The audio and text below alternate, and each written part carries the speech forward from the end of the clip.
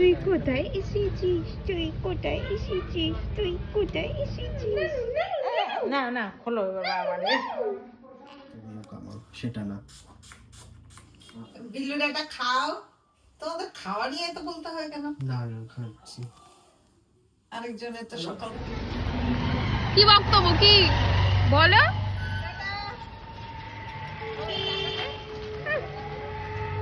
তোর মনে পড়ে গেল, একটু দেখ তো কোন ঠিক আছে কিনা আমার ভাই। আমি তারপরে সঙ্গে বলছি তুই আজকে আসবি। একটা ফটো তুলে দে।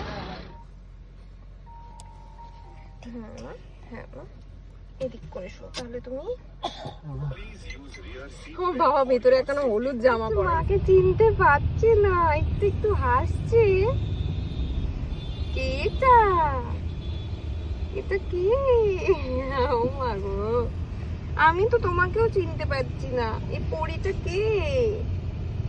এই পরীটা কে? এটাকে কে দিয়ে গেল আমার কুলি? কে দিয়ে গেল আমার কুলি? হ্যাঁ, লাল পরীটাকে কে দিয়ে গেল? হ্যাঁ মাম্মা দিয়ে তো ম্যাচিং দাঁড়াও, আমার লেগে যাবে তোমার। তুই তুই হাই হাই, মাকে চিনতে পারছি না আবার ওরে বাবা কি ক্যামেরা চিনেছে রে বাবা, পলক পড়ছে না। দেখো অবস্থা, দেখো অবস্থাটা, দেখো অবস্থাটা, দেখো ফেল পলকটা ফেল।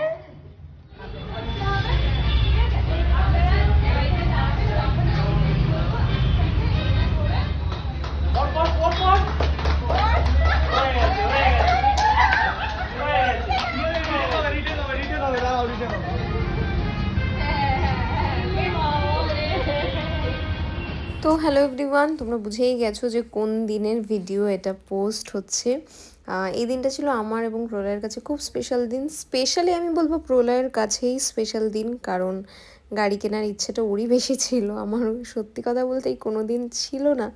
তো এক একজনের এক একটা জিনিসে প্রচণ্ড শখ থাকে, প্রচণ্ড ইচ্ছা থাকে, সেটা তার স্বপ্ন থাকে, যেটা আমার বরের ছিল। তো ফাইনালি তার শখ, তার স্বপ্ন সবটা সেই দিনকে পূরণ হওয়ার দিন ছিল। তো হ্যাঁ, সেই দিনেরই ছোট ছোট কিছু ক্লিপিংস আমি ক্যাপচার করে রেখেছিলাম, যাতে পরে গিয়ে যখন মনে হবে তখন এই স্পেশাল ডেটাকে আমরা আবার রিভাইন্ড করে দেখতে পারি। তো গাড়ি অনেক দিন আগেই চলে এসেছিল, কিন্তু যেটা হয়েছিল, যেহেতু পরপর ব্রাইডাল সিজনের চাপ চলছে, তো আমার এবং আমাদের যে ভিডিওগ্রাফার ছিল, আমাদের দুজনের কারোরই টাইম হচ্ছিল না যে গাড়িটা আনতে যেতে। যেহেতু একটা ভিডিওর ব্যাপার ছিল, তার সাথে সাথে পুজো দেওয়ার ব্যাপার ছিল, কিছু কিছু ডকুমেন্ট সাইন, অনেকটা টাইম টেকিং ব্যাপার থাকে। সেই জন্যই আমরা চাইছিলাম না যে কোনো রকম কোনো তাড়াহুড়ো করে সেটা করতে, আর সেই জন্যই এতটা দেরি। যদিও আমি বলবো যে এতটা দেরি নয়, কারণ ওয়েটিং টাইম ছিল অলমোস্ট 1.5 থেকে 2 মাস বলেছিল আমাদের, জবে আমরা বুক করেছিলাম, কিন্তু সেখান থেকে দাঁড়িয়ে খুবই তাড়াতাড়ি চলে এসছে। এমন ভাবে মেরে না যে হাতে লাগবে। রাজ্যং দেহি যশ দেহি পুত্রাং দারাং দারাং তথা দেহান্তে দেহি বে মুক্তি জগন্মাতা প্রসীদমে। ওম মঙ্গলা ভৈরবী দুর্গা কালিকাতি দশেশ্বরী। তো ডেলিভারি নেওয়ার পর আমরা চলে গেছিলাম দক্ষিণেশ্বরে, আর এই যে আমাদের লক্ষ্মীর পায়ের ছাপ পড়ছিল গাড়িতে। তো দক্ষিণেশ্বরে যাওয়া হওয়ার পর সব কিছু কমপ্লিট হওয়ার পর ফাইনালি আমরা প্রত্যেকেই, প্রচণ্ড খিদে পেয়েছিল প্রত্যেকের, তো ওখানেই একটা রেস্টুরেন্টে আমরা চলে গেছিলাম। হ্যাঁ, আমরা ভেজ খাইনি, আমরা নন ভেজই খেয়েছিলাম।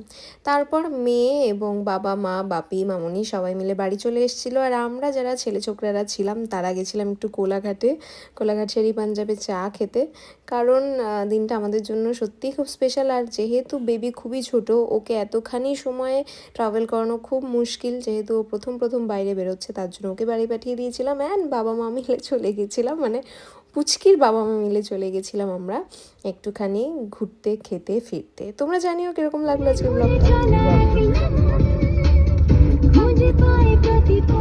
আর এই ছিল আমার মেকআপ অলমোস্ট 12 ঘন্টারও বেশি। তো দেখে এটাও জানিও যে ফিনিশিংটা কেমন লাগছে রাত্রেবেলা 11:30টার সময়।